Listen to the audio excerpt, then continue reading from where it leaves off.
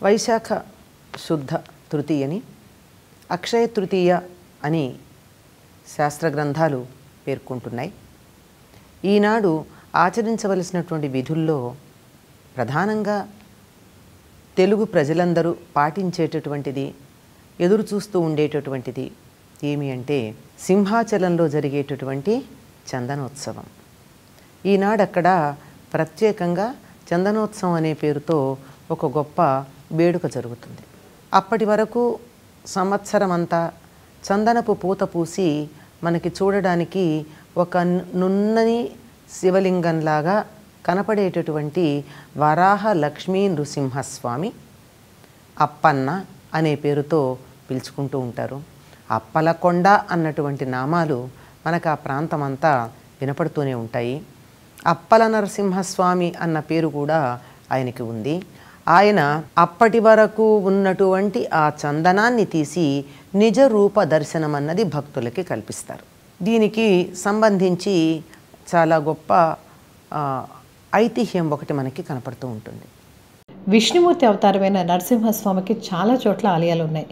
కానీ ఎక్కడా లేని విధంగా సింహాచలంలోని వరాహ నరసింహస్వామికి చందనం పూత కనిపిస్తుంది. అందుకు కారణం లేకపోలేదు. సింహాచల క్షేత్రంలో ఒకటి కాదు, 2 విష్ణుమూర్తి అవతారాలు కొలివే ఉన్నాయి. అటు హిరణ్యాక్షను సంహరించిన వరాహ అవతారం, ఇటు హిరణ్యకశిపుని అంతమొందించిన నరసింహ అవతారం కలిసి ఇక్కడ వరాహ నరసింహ అవతారంగా వెలిశారు.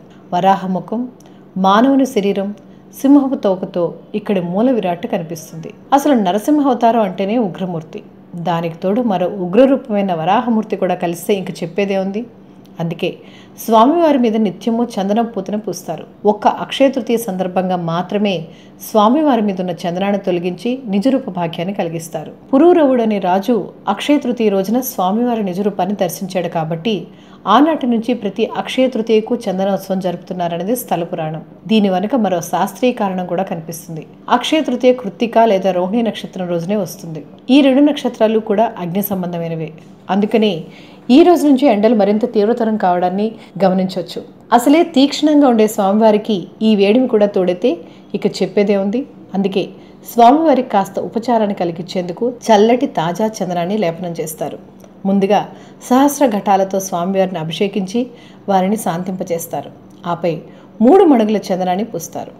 ఈ చందనంతోనే స్వామివారు సంవత్సరం పొడవునా దర్శనమిస్తారు.